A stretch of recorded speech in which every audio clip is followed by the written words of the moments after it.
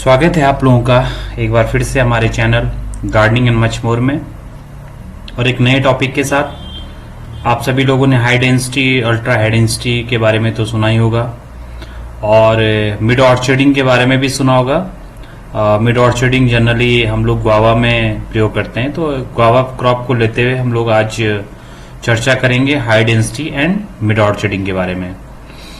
ये जो टॉपिक है एक्चुअली सघन वृक्षारोपण, बहुत सारे किसान हम आजकल हम देख रहे हैं कि बहुत सारे किसान सघन वृक्षारोपण और अति सघन वृक्षारोपण हाई डेंसिटी और अल्ट्रा हाई डेंसिटी के ऊपर काफी लोगों ने एप्पल की प्लांटेशन भी करे हैं और भी फ्रूट प्लांट्स के, चाहे मैंगो पे कर रहे हैं, गुआवा पे बहुत अच्छा ये काम किया जा रहा है हाई डेंसिटी और अल्ट्रा हाई डेंसिटी के ऊपर और साथ साथ मिड ऑर्चर्डिंग के ऊपर। तो हम लोग चर्चा करेंगे कि आखिर ये हाई डेंसिटी और मिड ऑर्चर्डिंग क्या होती है और हमारे जो स्टूडेंट्स हैं जो खासकर एग्जामिनेशन की तैयारी कर रहे हैं, एंट्रेंस एग्जामिनेशन की या पीजी के एंट्रेंस एग्जामिनेशन के लिए, तो उनके लिए ये बहुत अच्छा हो गया और काफ़ी फायदेमंद होगा ये लेक्चर। तो आप लोग जरूर सुनिए और अपने फीडबैक जरूर दीजिएगा। तो चलते हैं इस जो हमारा पीपीटी है और जो ये वीडियो है, इसमें हम लोग जो कवर करेंगे, इसमें इंट्रोडक्शन, डिफरेंट टाइप्स ऑफ प्लांटिंग्स कौन कौन सी होती है और हाई डेंसिटी प्लांटिंग के क्या एडवांटेजेस हैं, लिमिटेशंस क्या क्या है, स्ट्रेटेजी क्या रहेगी, इसके अलावा कॉन्सेप्ट क्या है मिड ऑर्चर्डिंग का। जैसे हाई डेंसिटी के बाद अल्ट्रा हाई डेंसिटी और मिड ऑर्चर्डिंग की बात करते हैं, तो इसके एडवांटेजेस क्या हैं, क्या इसके मेथड्स हैं, स्ट्रेटेजी क्या होगी, प्लांटिंग सिस्टम्स क्या यूज होते हैं, ट्री साइज कंट्रोल को कैसे करते हैं। उसके बाद हम लोग बात करेंगे एस्टैब्लिशिंग मिड ऑर्चर्डिंग और problems in meadow orcharding. Meadow orcharding actually establish करना तो आसान भी है या कर सकते हैं, लेकिन उसके बाद उसको मेंटेन करना थोड़ा सा टफ होता है। तो इसके अलावा कुछ हम फाइंडिंग्स जो रिसर्च हुई है हाई डेंसिटी एंड मिड ऑर्चर्डिंग के ऊपर, इस पे हम लोग बात करेंगे और फ्यूचर प्रोस्पेक्ट्स क्या हो सकता है। इसके अलावा कुछ गवर्नमेंट ऑफ इंडिया ने जो स्कीम्स दी हैं, मतलब रन कर रहे हैं हाई डेंसिटी और मिड ऑर्चर्डिंग के ऊपर, तो उसके ऊपर भी हम लोग चर्चा करेंगे। तो चलते हैं। पहले ये स्टेटस ऑफ हॉर्टिकल्चर क्रॉप, ये मैंने आपको पहले भी डिस्कस किया और ये साल भर साल चेंज होता रहता है और ये स्टेटस है एरिया और प्रोडक्शन का। ये हमारे कुछ मेजर फ्रूट प्रोडक्शन के जो शेयर्स हैं, बनाना, मैंगो, सिट्रस, पपाया, गुआवा, कैसे बनाना नंबर 1 पे, मैंगो सेकंड नंबर पे है, सिट्रस थर्ड पे है, पपाया और गुआवा है। लीडिंग स्टेट्स कौन कौन से हैं इसके बारे में भी बताया गया है। गुआवा की अगर हम लोग बात करें तो गुआवा का जो स्टेटस है और जो प्रोडक्शन है और जो टोटल फूड प्रोडक्शन है वो भी हमने इसमें दिखाया। लगभग 4% गुआवा का शेयर है टोटल फूड प्रोडक्शन में, तो काफी मेजर फ्रूट है। इसके अलावा जो ग्रोथ रेट है फ्रूट क्रॉप्स की, ये धीरे धीरे बढ़ती जा रही है, तो ये भी एक अच्छा एक वो है। पर एक्सपेंशन की वजह से जो ग्रोथ है वो बढ़ती है, प्रोडक्टिविटी नहीं बढ़ रही है। प्रोडक्टिविटी उस हिसाब से बहुत कम है, तो प्रोडक्टिविटी हमारे लिए एक चैलेंजेस है फ्रूट प्रोडक्शन में। और खासकर जो हमारा पॉपुलेशन जो आप देख रहे हैं, पॉपुलेशन बहुत ज़्यादा हो चुका है, पर कैपिटा लैंड होल्डिंग बहुत कम हो रहा है, लिमिटेड स्कोप है to increase land under foods, ये बहुत इंपॉर्टेंट है। प्रोडक्टिविटी जो है वो प्रोडक्टिविटी को बढ़ाना बहुत इंपॉर्टेंट है। ये कैसे हम प्रोडक्टिविटी को बढ़ाएं। जो हमारे ट्रेडिशनल ऑर्चर्ड्स हैं, जो हमारे पुराने ऑर्चर्ड हैं, उनमें लो रिटर्न, बहुत कम पैसा आ रहा है, लॉन्ग जेस्टेशन पीरियड्स है, बहुत देर में उसमें फ्रूटिंग्स आती है। अगर आप इस साल प्लांटेशन करते हैं तो 7-8 साल में इसकी फ्रूटिंग स्टार्ट होती है, तो ये एक मेजर कंस्टेंट्स हैं। और इसके अलावा हाई डेंसिटी और मिड ऑर्चर्डिंग जो है, ये हो सकता है great potential for increasing productivity, तो और हो भी रहा है। जो लोग हाई डेंसिटी और मिड ऑर्चर्डिंग कर रहे हैं उनके लिए बहुत अच्छा है। आप लोग सभी लोग जानते हैं डिफरेंट टाइप ऑफ प्लांटिंग्स होती हैं, जैसे लो डेंसिटी प्लांटिंग, जिसपे जनरली जो हम लोग करते हैं और जो ट्रेडिशनल प्रैक्टिसेस है, काफी नॉन इंटेंसिव होता है और ओल्ड प्लांटिंग सिस्टम है और बहुत वाइड स्पेसिंग में लगाया जाता है और इसमें लगभग 100 to 250 plants per hectare accommodate होता है। प्रूनिंग का जो है वो बहुत मिनिमल लेवल पे होता है और जो ट्री डेवलपमेंट बहुत ज़्यादा होता है, विग्रस होता है। पोटेंशियली जनरल जो कॉमर्शियल प्रोडक्शन है वो after 7 to 10 years of planting, 7 से 10 साल के बाद ही उसमें फ्रूट प्रोडक्शन होता है। और आउटपुट जो है ऑर्चर्ड का वो शुरू के 5 से 10 साल में बहुत कम आता है। तो less input and care intensive है और होल्ड पॉपुलरिटी अमंग ग्रोवर। सबसे ज्यादा जो है वो जनरली यही सिस्टम अभी तक चल रहा है लो डेंसिटी प्लांटिंग का। दूसरा है डिफरेंट टाइप्स ऑफ प्लांटिंग में मीडियम डेंसिटी प्लांटिंग। थोड़ा सा ज्यादा प्लांट इसमें आते हैं, उसमें जैसे 200 to 50 था, इसमें 250 to 500 प्लांट्स पर हेक्टेयर आता है। और इसमें प्रॉपर प्रूनिंग बहुत इंपॉर्टेंट है, प्रॉपर प्रूनिंग की जाती है, मैनेज किया जाता है ट्री को एक डिजायरेबल शेप के लिए। और सबसे ज्यादा थोड़ा सा इंटेंसिव है और लेबर रिक्वायरमेंट थोड़ा ज्यादा है, तो इसीलिए इसमें यील्ड भी ज्यादा आती है। उसके बाद हम बात करते हैं हाई डेंसिटी प्लांटिंग की। हाई डेंसिटी प्लांटिंग इसमें 500 to 5000 प्लांट्स पर हेक्टेयर जो हाई डेंसिटी है, वेरी कंडेंस प्लांटिंग जो होती है। इसके अलावा हाई डेंसिटी में भी हम अलग अलग बात कर सकते हैं, जैसे मीडियम हाई डेंसिटी है जिसमें 500 to 1000 plants per hectare, optimum high density 1000 to 2000, और अल्ट्रा हाई डेंसिटी यानी कि जिसमें लगभग 2000 to 5000 प्लांट्स पर हेक्टेयर आता है। और स्पेसिंग हम मान के चल सकते हैं कि 2x2 या 2x1। अगर 2x1 मीटर की हमारी स्पेसिंग है प्लांट टू प्लांट और रो टू रो, तो 10,000 डिवाइड बाई 2 यानी कि 5000 प्लांट्स आएंगे। अगर 2x2 का है तो 10,000 से हम 4 को डिवाइड कर देंगे तो 2500। तो लगभग अल्ट्रा हाई डेंसिटी प्लांटिंग में 2x2 या 2x1 का जो स्पेसिंग है वो मेंटेन करना पड़ता है। इसमें हैवी प्रूनिंग रिक्वायर्ड होती है और yield as well as expenses per unit area is high. Expenses तो आएंगे लेकिन यील्ड बहुत ज्यादा हाई आती है, तो ये एक अपने आप में बहुत अच्छी प्लांटिंग सिस्टम है। इसके बाद बहुत कम लोगों ने सुना होगा मिडो ऑर्चिड्स के बारे में। मिडो ऑर्चिड्स इसलिए बोला जाता है क्योंकि मिडो ऑर्चिड्स जो है ये एक, जैसे मिडो कहते हैं ना ग्रास लैंड को, कि जैसे हम बगीचे के जो ऑर्चर्ड हमने स्टैब्लिश किया है mid orchard ultra high density में, तो उसमें आप अगर एक हाइट से देखते हैं तो ऐसा लगेगा जैसे कोई मिडो है, जैसे कोई ग्रास लैंड है ऊपर से, बिल्कुल भी इसमें लैंड नहीं दिखता है। एक हाइट मेंटेन की जाती है, जितना नॉर्मल हाइट होती है इंसान की उसके हाइट के अकॉर्डिंग उसको मेंटेन किया जाता है, 2.25 मीटर के आसपास, 6 फीट 7 फीट 8 फीट तक, 6 फीट तक उसकी हाइट मेंटेन की जाती है। तो उसके बाद उसमें 5 से 6 फीट की जो हाइट हमने मेंटेन करी उसके बाद उसमें उसको प्रून कर दिया जाता है। तो जब हम उसको एक हाइट से देखते हैं तो ऐसा लगता है कि जैसे कोई ग्रास लैंड होगी, तो इसलिए इसको क्या कहते हैं, मिडो ऑर्चर्ड्स। और ये इसमें 5000 to 1000 प्लांट्स पर हेक्टेयर आता है। यानी कि अगर इसकी स्पेसिंग हम देखें तो 2x1 और 1x1। अगर हमारी स्पेसिंग 1x1 मीटर है, 1 मीटर प्लांट टू प्लांट और 1 मीटर रो टू रो, तो मैं भी आगे फोटोग्राफ से दिखाऊंगा, तो ये मिडो ऑर्चिड्स में आते हैं। इसमें सीवियर टॉप प्रूनिंग प्रैक्टिसेस है, बहुत ज्यादा प्रूनिंग होती है। और similar to mowing of grassland, plants intended to produce yield after 2 years। बिल्कुल सेकेंड ईयर में ही आप इसमें प्लांटिंग मटेरियल को ले सकते हैं। और heavy pruning as well as use of growth regulator, बहुत हैवी प्रूनिंग की जरूरत है, उसके साथ साथ ग्रोथ रेगुलेटर की भी। इसके बाद बात आती है, अब जो ये हमारी टाइप्स ऑफ प्लांटिंग है इसमें different spacing and density of plants per hectare की हम बात करते हैं। तो प्लांटिंग सिस्टम में अगर लो डेंसिटी की हम बात करते हैं तो स्पेसिंग जैसे 8x8 मीटर है, तो 10,000 से अगर 64 को डिवाइड करेंगे, क्योंकि 10,000 मीटर स्क्वायर होता है एक हेक्टेयर में, तो 8x8 64 हो गया। तो 10,000 को अगर हम लोग डिवाइड करते हैं तो 10,000 divide by 64 is 156। Medium density अगर 6x6 है तो 277 आएगा। हाई डेंसिटी 3x3 है, जैसे आम्रपाली वगैरह मैंगो में हम लोग करते हैं, तो उसमें 11111। 10,000 जो अगर 3:3 यानी 9 हो गया।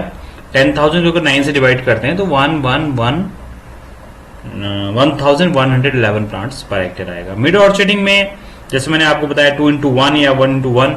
अगर 2x1 है तो 2x1 इज इक्वल टू 2 और 10,000 डिवाइड बाई 2 इज 5000 प्लांट्स।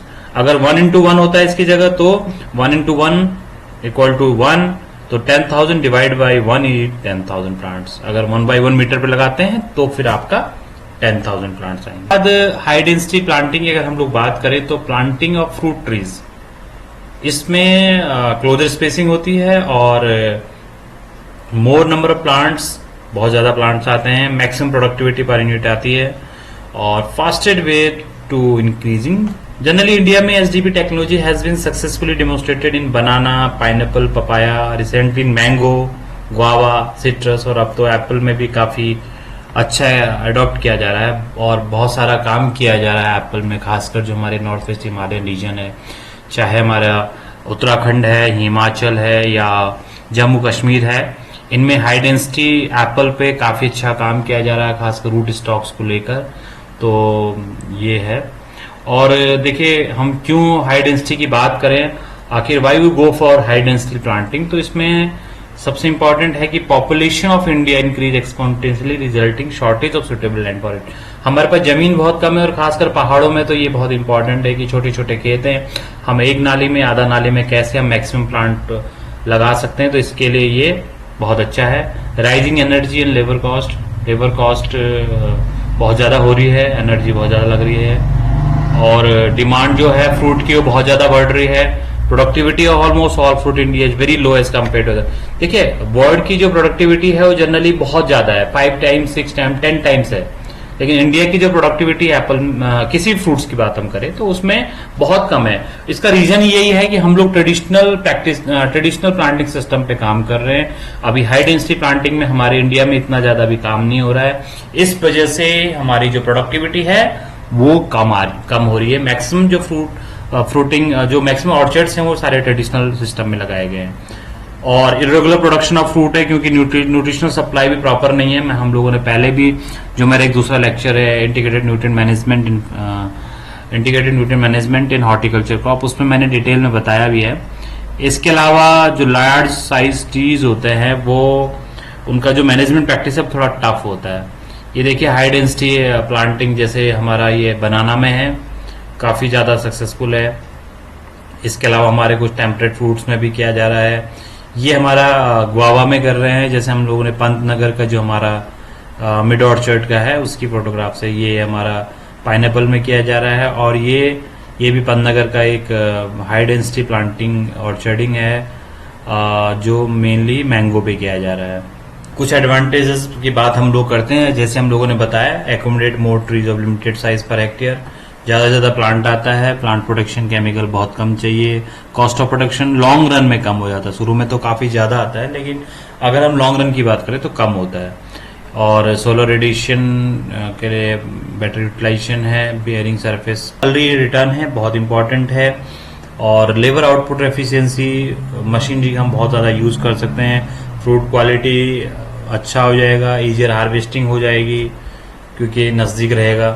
कुछ लेकिन लिमिटेशंस हैं, जैसे हायर इनिशियल एस्टैब्लिशमेंट कॉस्ट, शुरू में कॉस्ट थोड़ा ज्यादा आती है और मोर प्रोफेशनली और साइंटिफिक अप्रोच चाहिए मैनेजमेंट में। देखिए ऐसा थोड़ा सा आपको उसकी ट्रेनिंग प्रॉपर चाहिए कि भाई अगर आपको हाई डेंसिटी प्लांटिंग करनी है तो उसमें आपको थोड़ा सा प्रोफेशनली साउंड होना पड़ेगा, तो ये बहुत इंपॉर्टेंट है। स्ट्रेटेजी के लिए हमें ट्रेनिंग सिस्टम बहुत इंपॉर्टेंट है, जो हम लोग उसमें कटाई छटाई करते हैं वो सुटेबल ट्रेनिंग सिस्टम होना चाहिए।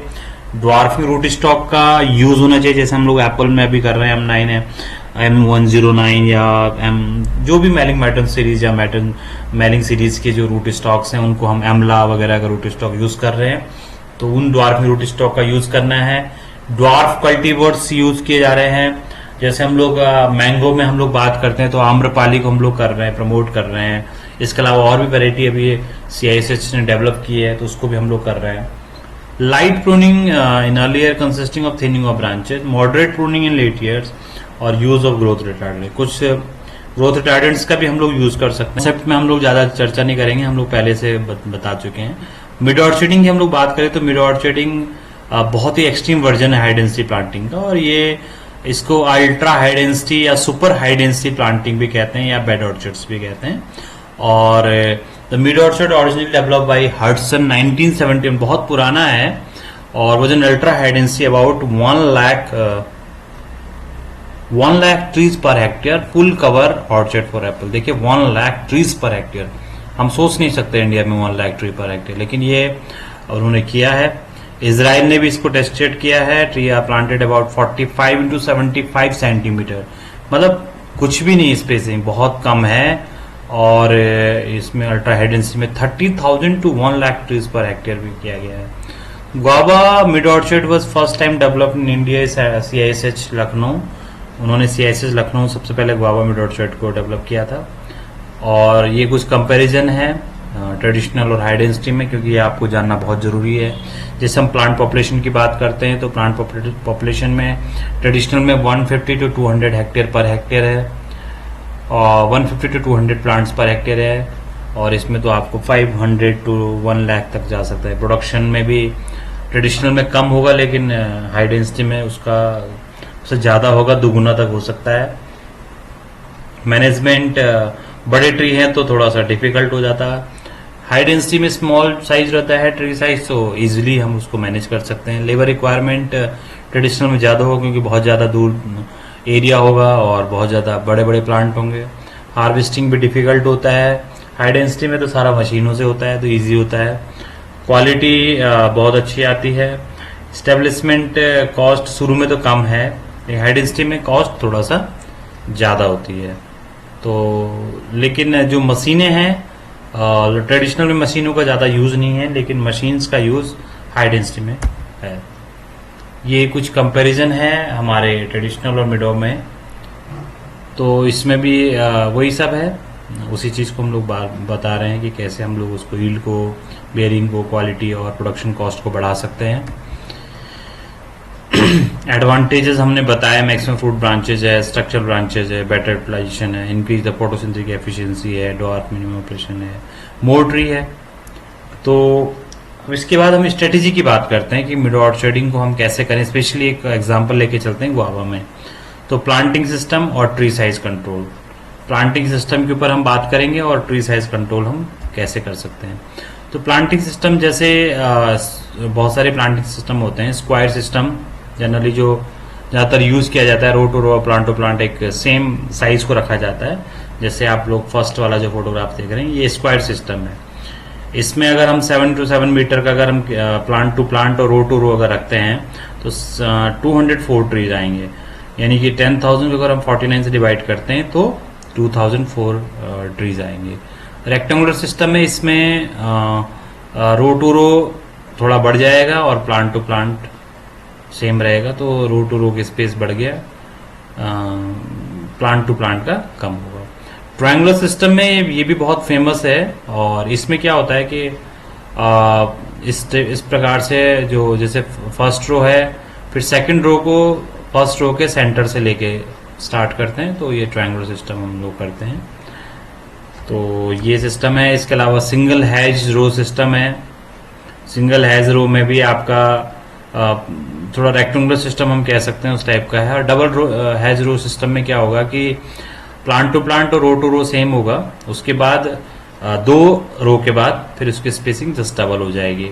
इसमें थोड़ा सा ज़्यादा पॉपुलेशन हो जाती है, क्योंकि इसमें दो प्लांट के बीच की स्पेसिंग कम है, रो टू रो की भी कम है, लेकिन 2 रो के बाद आपकी स्पेसिंग बढ़ जाती है। और तो इसमें आप लोग इजीली बहुत सारे ऑपरेशंस जो भी करने होते हैं, इस रो के लिए यहाँ से, इस रो के लिए यहाँ से, इसी प्रकार से इस रो के लिए आप इस एरिया से कर सकते हैं। तो इसमें जो पॉपुलेशन है अराउंड 122% ज़्यादा आती है स्क्वायर सिस्टम से। तो ये आजकल काफ़ी फेमस है double hedge row system. Pair system भी डबल हैज के हिसाब से हम कह सकते हैं, और लाइन टू लाइन भी सेम है, लेकिन इसमें क्या होता है कि 2-2 के पेयर में, यानी कि जैसे आप यहाँ देखेंगे 3.5 सेंटीमीटर है, फिर प्लांट टू प्लांट 7 मीटर है, ठीक है, फिर रो टू रो 3.5 है, फिर प्लांट टू प्लांट 7 है। तो ये पेयर सिस्टम है, और इसमें फिर 2 प्लांट के बाद फिर 7 मीटर का डिस्टेंस है। तो ये इस प्रकार से 2-2 प्लांट का पेयर आप कह सकते हैं।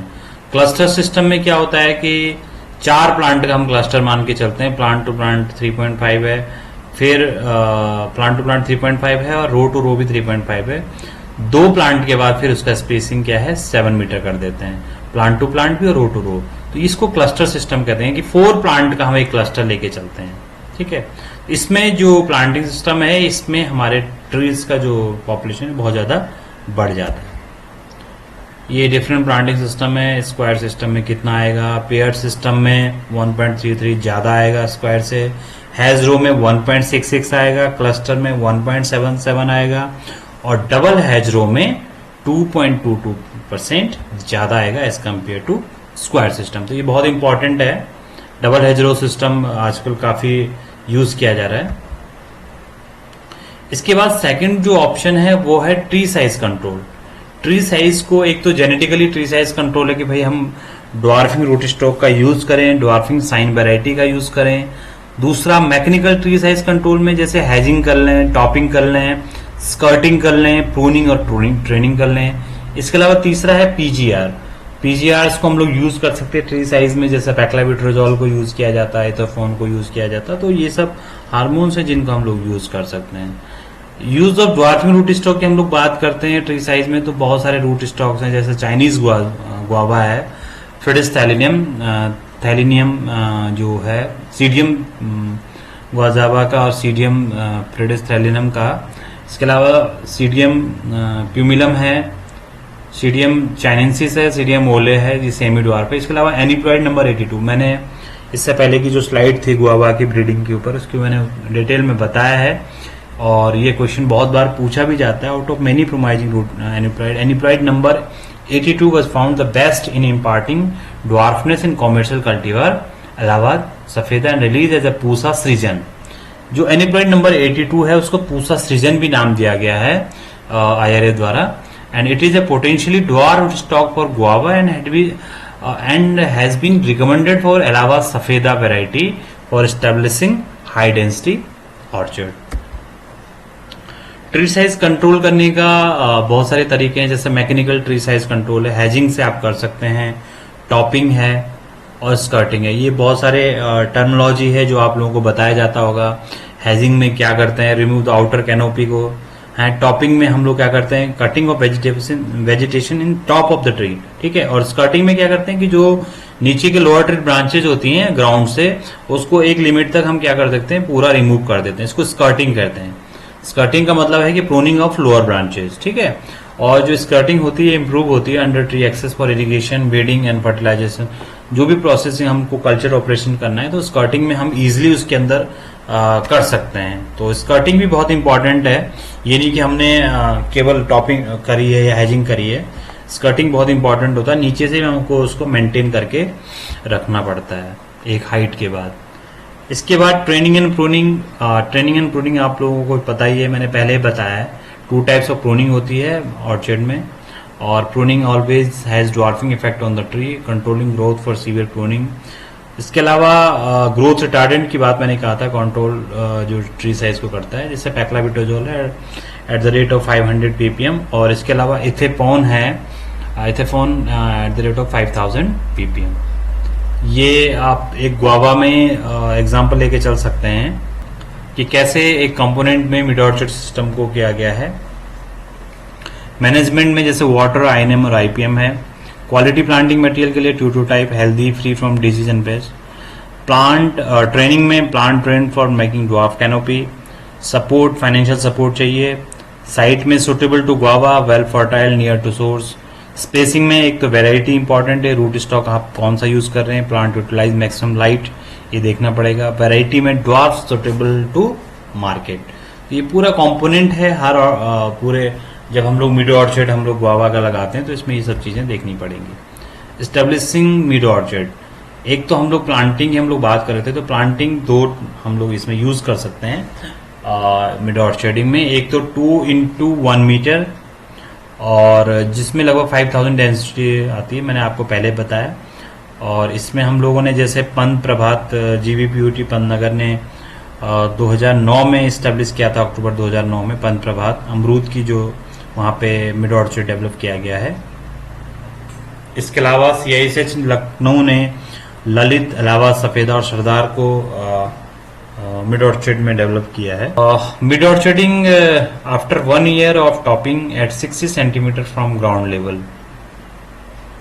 मिड ऑर्चर्डिंग में क्या करते हैं कि पहले हम एक साल के बाद हम 60 सेंटीमीटर का, जब एक साल में जैसे जो भी हाइट उसकी जाती है तो 60 सेंटीमीटर ग्राउंड लेवल से 60 सेंटीमीटर हम इसको कट कर देते हैं, यानी कि 2 फीट का रखेंगे, 2 फीट के बाद उसको कट कर देंगे। उसके बाद top the plant at height of the 1 metre from the ground level in January next year, यानी कि जैसे हमने इस बार लगाया, अगली बार जनवरी में क्या होगा कि इसको 1 मीटर का, जैसे पहले हमने 60 सेंटीमीटर में किया था, लेकिन नेक्स्ट हम जनवरी में क्या करेंगे, नेक्स्ट ईयर में उसको 1 मीटर का मेंटेन करेंगे हाइट को। उसके बाद growth after topping in first year 1 metre height, 1 metre height को हम फिर से टॉपिंग कर देंगे। Prune the shoots after 3 to 4 months shoot emergence, cutting back to 50% of their total length in April में, यानी कि जब हम इसको क्या करेंगे कि जब प्लांट जैसे तैयार हुआ अपना, जनवरी में हमने इसको 1 मीटर का हाइट मेंटेन किया था, फिर हम क्या करेंगे कि अप्रैल मई में जितनी भी जो नई ग्रोथ आई है उसको 50% हम टोटल लेंथ को काटेंगे और कंटिन्यूसली शूट प्रून करते रहेंगे 50% तक। 50% तक जितने भी शूट्स निकल रहे हैं उनको हम 50% काटते रहेंगे, सेकंड प्रूनिंग, थर्ड प्रूनिंग और फ्लावरिंग आफ्टर थर्ड प्रूनिंग। तो ये उसको ये नहीं कि केवल हाइट मेंटेन करना है, सेकंड थर्ड प्रूनिंग को भी हमें करते रहना है। तो ये मिड ऑर्चर्डिंग का एक जो फ्लो चार्ट HRC पंतनगर ने जो डेवलप किया है, इसमें जैसे फील्ड प्लांटिंग की गई थी अक्टूबर में 2x1 मीटर में, एक साल के बाद in the month of October top the plant at height of 60 centimetre from the ground level. पहले 60 सेंटीमीटर पे ग्राउंड लेवल पे इसको टॉप किया गया, फिर जैसे न्यू सूट्स इमर्ज हुए बिलो द कट पॉइंट उनको काट दिया नीचे से, और 3 से 4 शूट को ही हमने इक्वली स्पेस पे उसको बढ़ने दिया, बहुत ज़्यादा शूट्स नहीं होने चाहिए, 3 या 4 शूट्स होने चाहिए।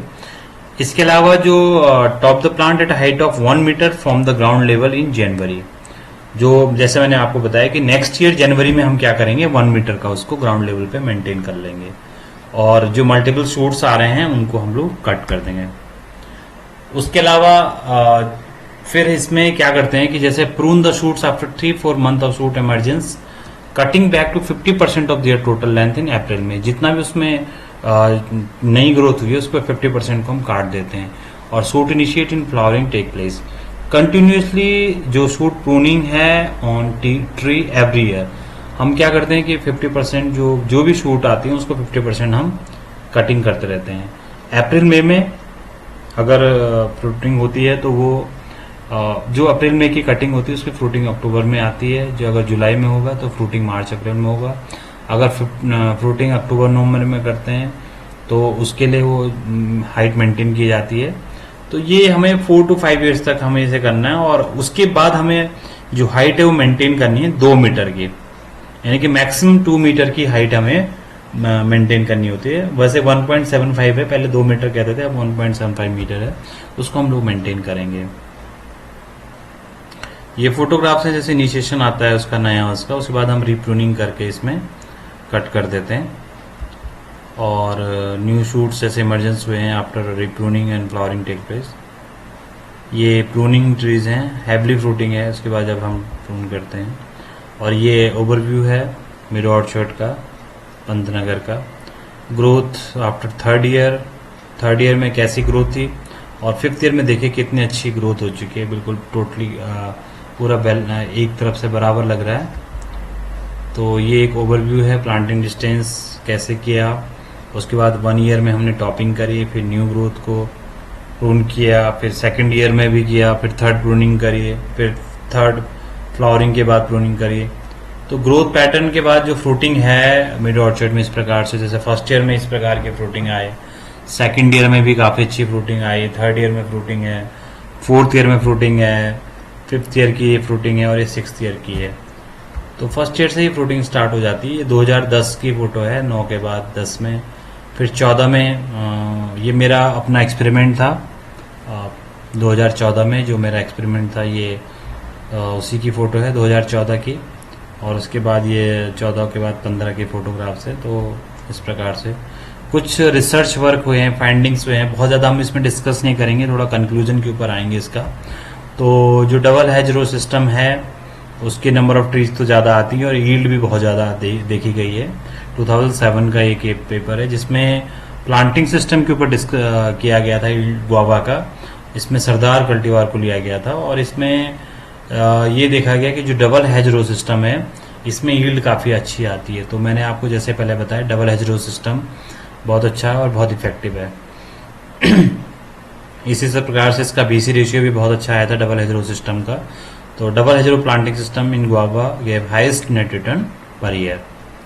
इसके अलावा topping hedging on flowering fruits at an yield of different varieties, इसके ऊपर काम किया गया था जिसमें ये देखा गया कि जो ललित वैरायटी है इसकी यील्ड काफ़ी अच्छी आई है 8.51 kg पर प्लांट।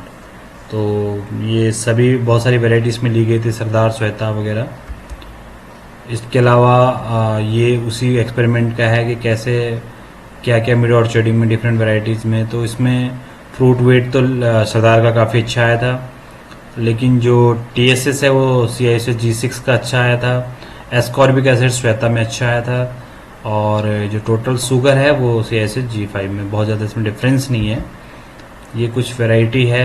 अलावा सफ़ेदा, लखनऊ, ललित रेड फ्लेस्ड होता है और श्वेता वाइट फ्लेस्ड है। तो ये वेराइटल है कुछ। अलावा सफ़ेदा, सरदार, ललित, ये सब CISH सेंट्रल इंस्टीट्यूट ऑफ सब ट्रॉपिकल हॉर्टिकल्चर जो लखनऊ में है उनके द्वारा डेवलप की गई वेराइटीज़ है। ये कुछ गुआवा यील्ड है डिफरेंट डेंसिटी के ऊपर 1.1, 1.3, 3x3, 6x3, 6x6, 2.1। देखिए 2.1 मीटर में आप देख रहे हैं फर्स्ट ईयर से ही हमें फ्रूटिंग मिलनी शुरू हो गई है और फर्स्ट ईयर से ही 13 turns per hectare, 25 turns per hectare, 40 turns per hectare. Third year में आप देखिए कितना डिफरेंस हो चुका है। जब स्टार्ट हो रहा है आपका ऑड स्पेसिंग में तो 26 टन मिल रहा है, 3x3 में 18 टन मिलता है, 6x3 में 11 टन्स मिल रहा है, 6x6 में 6 टन मिल रहा है केवल, लेकिन 2x1 में 40 टन्स, मतलब ऑलमोस्ट डबल है और बाकी स्पेसिंग से। और इसके अलावा जो पहले से दूसरे साल में हुआ वो अलग चीज़ है। तो ऐसे ही फिफ्थ ईयर में आप देखिए काफ़ी ज़्यादा डिफरेंस है, फोर्थ ईयर में भी काफ़ी डिफरेंस है। तो ये जो डिफरेंस आता है ये आपका 2x1 मीटर में ये देखा गया है और काफ़ी मतलब बहुत चेंजेस है काफ़ी ज़्यादा। टाइम ऑफ शूट प्रूनिंग भी इम्पॉर्टेंट है। पंत प्रभात के लिए रिसर्च किया गया था तो इसमें ये देखा गया कि जो maximum winter season fruit yield was obtained with half shoot pruning in last week of अप्रैल।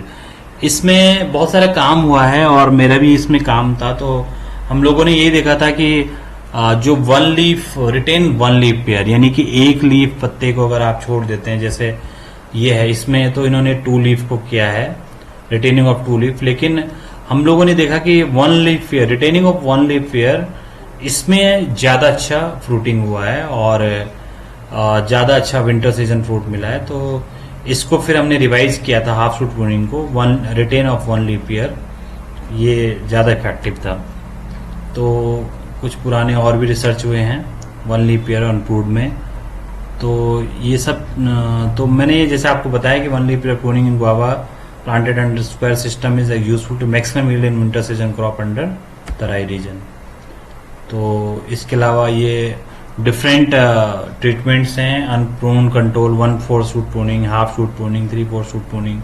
तो प्रूनिंग के ऊपर बहुत काम हुआ है और खासकर हमारे जो PhD के एडवाइजर थे डॉक्टर शांतलाल सर, उन्होंने बहुत अच्छा काम किया है इसके ऊपर और मैं उनका धन्यवाद भी देना चाहूँगा क्योंकि उनकी वजह से ही हमने मेरा जो अपना रिसर्च वर्क था PhD का, वो मेरे एडवाइजर थे, उन्होंने काफ़ी अच्छे ढंग से इस काम को बढ़ाया है। और तराई रीजन में तो अब जो हाई डेंसिटी प्लांटिंग है बहुत अच्छे ढंग से की जा रही है। बहुत लोग गुआवा प्लांटिंग के ऊपर काम कर रहे हैं, हाई डेंसिटी के ऊपर काम कर रहे हैं और उनका हेल्प भी लेते हैं। और आज हम लोग भी जो भी हम बता पा रहे हैं, जो भी हम कर रहे हैं, उनकी गाइडेंस की वजह से कर रहे हैं। तो thank you very much sir. तो ये जो जितना भी काम हुआ है, चाहे जोशी एट ऑल का काम है या इसके पहले भी हमने काम देखा था, ये सब प्रूनिंग के ऊपर काम किया गया। तो मैक्सिमम इसमें यही देखा गया है जितने भी हमारे काम हुए हैं कि 1 लीफ पेयर जो प्रूनिंग है वो अच्छा है। मल्चिंग के ऊपर भी काम किया गया है। इसमें भी मल्चिंग में भी आप देख सकते हैं ब्लैक मल्च है, बनाना लीफ मल्च है, पैडी स्ट्रॉ है, ग्रास मल्च है। तो इसमें आप देख सकते हैं कि जो यील्ड है वो ब्लैक मल्च के ऊपर ज़्यादा मिलती है, तो ये भी अपने इफेक्टिव है। इकोनॉमिक एनालिसिस की हम लोग बात करते हैं, क्योंकि ये बहुत सारे लोगों ने किया भी है और CISH। तो अगर हम लोग बात करें इकोनॉमिक एनालिसिस की, तो इकोनॉमिक एनालिसिस में maximum return 1 hectare mid orchard में देख रहे हैं आप 5th ईयर के बाद इसमें बहुत अच्छा रिटर्न मिल रहा है। और हाई डेंसिटी प्लांटिंग में BC रेशियो हिसाब से उतना ज़्यादा नहीं है, जबकि जो मिड ऑर्चर्ड है 2x1 मीटर में, इसमें फर्स्ट ईयर में तो काफ़ी ज़्यादा कॉस्ट ऑफ कल्टीवेशन है। मैंने इनिशियली बताया था कि ज़्यादा इसमें पैसा लगता है, बहुत ज़्यादा इसका इस्टेब्लिशमेंट में पैसा लगता है, लेकिन प्रोडक्शन जो बढ़ता रहता है धीरे धीरे, तो उसमें ग्रॉस रिटर्न हमारी अपने आप बढ़ती रहती है। तो नेट रिटर्न फर्स्ट ईयर में 0 है, सेकेंड ईयर में फिर धीरे धीरे बढ़ता जाता है, थर्ड ईयर में नेट रिटर्न 185 है, फोर्थ ईयर में 232 है, फिर 5th ईयर में 283 हो जाता है, 2,83,000।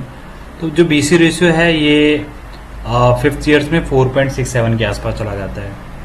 अगर हम हाई डेंसिटी की बात करते हैं, जो नॉर्मल 3x1.5 मीटर के आसपास है, उसमें फर्स्ट ईयर सेकेंड ईयर में तो कोई रिटर्न नहीं है, तो कॉस्ट ऑफ कल्टीवेशन पे ही आएगा। थर्ड में धीरे धीरे बढ़ता जाएगा, तो नेट रिटर्न और BC रेशियो हम देखते हैं कि धीरे धीरे बढ़ता है, लेकिन इतना ज़्यादा नहीं है जितना हमारा मिड ऑर्चर्ड में है।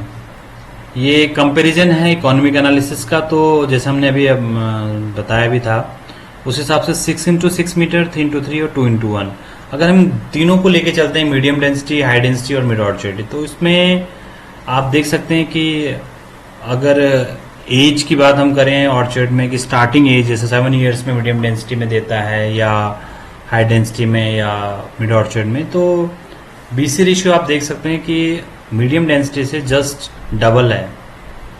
तो काफ़ी ज़्यादा बेनिफिट है इसका कॉस्ट अगेंस्ट, तो बहुत इफेक्टिव है। इसके अलावा मिड ऑर्चर्ड के जो पत्थर चट्टा में हम लोगों ने मेंटेन किया है, उस पर हम लोगों ने कोशिश करी है इसको निकालने की। तो जैसे 2000 प्लांट्स लगाए गए हैं पर एकड़, तो इसमें एक एकड़ की हम बात कर रहे हैं, और लगभग 1 लाख रुपए इसकी कॉस्ट जैसे इसमें आई प्लांटिंग एंड मैनेजमेंट में। तो टोटल कॉस्ट पर एकड़ के ऊपर हम लोग बात कर रहे हैं, तो इस प्रकार से इसका बनाया गया है। फिर इसमें रिटर्न कितना आया, रिटर्न में हमने नेट रिटर्न में हम निकाला है, ये प्रॉपर हमने बनाया था। तो ये नेट रिटर्न में अगर हम बात करें तो 5th ईयर में जाके 1,25,000 हमें इसमें पर एकड़ फ़ायदा हुआ है। अब कुछ प्रॉब्लम्स भी हैं मिड ऑर्चर्ड में, आप सभी लोग जानते हैं, जैसे कॉस्ट ऑफ ट्री बहुत ज़्यादा बढ़ जाएगा क्योंकि ज़्यादा प्लांट्स हैं। फ्रीक्वेंट प्रूनिंग ऑपरेशन बहुत ज़्यादा है, डेली आपको मतलब देखना पड़ेगा, मेंटेन करना पड़ेगा, और बहुत ज़्यादा प्रूनिंग करनी पड़ेगी। इसके अलावा प्रोफेशनली साइंटिफिक अप्रोच तो चाहिए, स्किल्ड मैन पावर चाहिए, हायर इनिशियल इस्टेब्लिशमेंट कॉस्ट भी है।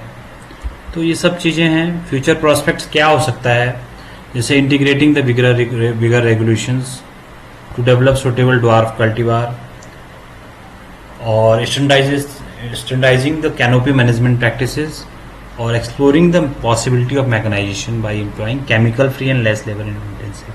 देखिए ये चीज़ें इंपॉर्टेंट है। देखिए एक तो कैनोपी मैनेजमेंट प्रैक्टिस को स्टैंडर्डाइज करना बहुत ज़रूरी है कि भाई किस मेथड से हम जो मिड ऑर्चर्ड है कौन सा कैनोपी मैनेजमेंट किया जाए। बहुत सारे ऐसे ड्वार्फ कल्टीवर्स हैं जिसको हम डेवलप कर सकते हैं, और उसको फ्यूचर में हम लोग उसके ऊपर काम कर सकते हैं कि ड्वार्फ कल्टीवर्स को इंट्रोड्यूस किया जाए।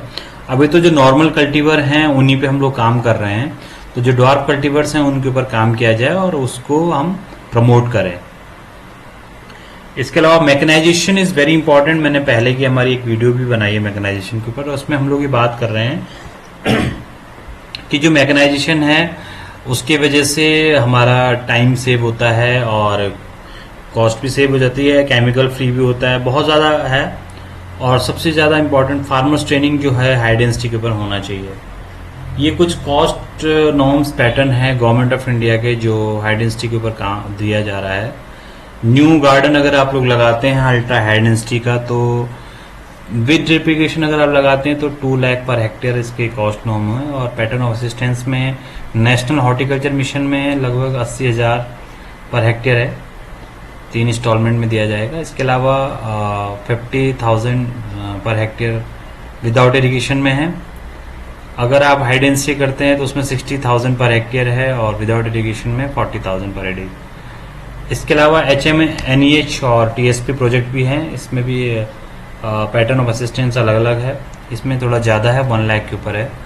तो इसके अलावा कुछ और प्राइवेट प्रोजेक्ट्स भी चलाए जा रहे हैं उसमें थोड़ा सा पैटर्न ऑफ असिस्टेंस अलग पैटर्न से है, तो उसके बारे में तो आप उन्हीं से संपर्क कर सकते हैं जो इसको चला रहे हैं। लेकिन गवर्नमेंट की स्कीम इस प्रकार से है। और अभी हॉर्टिकल्चर मिशन में हो सकता है कुछ रिवाइज किए गए हैं, ये तो काफ़ी पुराना है, लेकिन हो सकता है कुछ रिवाइज किया गया है। तो आप नज़दीकी जिला उद्यान अधिकारी कार्यालय से आप संपर्क कर सकते हैं, या फिर आपकी जो मोबाइल टीम है उद्यान सचल दल केंद्र, जो नज़दीकी उद्यान सचल दल केंद्र है, उनमें आप जाके इसके बारे में आप पता कर सकते हैं। वहाँ पे आप अपनी एप्लीकेशन दे सकते हैं और इसके बारे में जो भी हाई डेंसिटी ऑर्चर्डिंग और मिड ऑर्चर्डिंग के बारे में आप बात कर सकते हैं। तो कंक्लूजन की हम लोग बात करें तो with increasing urbanisation the land available for fruit production is shrinking day by day and there is a necessity to adopt measure that will ensure high and early yield for the agriculture. तो हमें पता ही है कि urbanisation हो रहा है, धीरे धीरे हमारा जो लैंड का है वो धीरे धीरे कम होता जा रहा है। तो हमें इस प्रकार के टेक्नोलॉजी को अडॉप्ट जरूर करना चाहिए।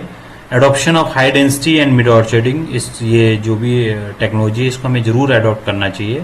और हाई डेंसिटी प्लांटिंग और मिड ऑर्चर्डिंग एक तो प्रोडक्टिविटी को बढ़ाता है और प्रोडक्शन कॉस्ट को, फाइनल प्रोडक्शन कॉस्ट को कम करता है। शुरू में तो खैर ज़्यादा होता है। Then these planting system are profitable means of achieving high yield and should be followed to increase the production per unit area। Productivity की हम लोग बात करें तो प्रोडक्टिविटी वाकई इसमें बहुत ज़्यादा बढ़ जाती है। तो प्रोडक्टिविटी का जो इशू है, जो हमारा इंडिया का प्रोडक्टिविटी कम है, उसका रीज़न यही है कि ट्रेडिशनल हम लोग ज़्यादा कर रहे हैं। इसमें जो भी वर्ल्ड के और कंट्रीज़ हैं उनका प्रोडक्टिविटी ज़्यादा होने के कारण वही है कि वो लोग हाई डेंसिटी और मिड ऑर्चर्डिंग पे ज़्यादा काम कर रहे हैं। Extensive aspects and sustainability of various high density system also needed to be investigated thoroughly। बहुत सारा भी हाई डेंसिटी प्लांटिंग में काम किया जा रहा है, बहुत सारे इंस्टीट्यूशंस और यूनिवर्सिटीज इसमें काम कर रही है। तो अभी और ज़्यादा इसमें रिसर्च की ज़रूरत है कि कैसे हम इसको और स्टैंडर्डाइज करें, इसका जो प्रोटोकॉल है उसको डेवलप किया जाए, और जो भी टेक्नोलॉजी है इसकी पॉपुलर करने की ज़रूरत है। High time to encourage adoption of this technology by the जो भी ग्रोवर्स हैं, चाहे गुआवा में है या एप्पल में है, तो उनको हमें अभी अडॉप्ट करवाने की ज़रूरत है। अब ये टाइम्स, इकोनॉमिक टाइम्स का काफ़ी एक पुराना मैं एक न्यूज़ देख रहा था, उसमें एक उनकी न्यूज़ थी कि high density and mid orcharding, this is the new mantra for low cost and better yield. तो अगर हम हाई डेंसिटी और मिड ऑर्चर्डिंग की बात करते हैं और खासकर हिली एरियाज़ के लिए, और जहाँ या फिर अर्बनाइजेशन में अगर एरिया बहुत लिमिटेशंस हो रहे हैं, तो उसमें हाई डेंसिटी के ऊपर हम लोग जा सकते हैं। और प्रोडक्टिविटी बढ़ाने के लिए ये एक अच्छा एक सिस्टम है।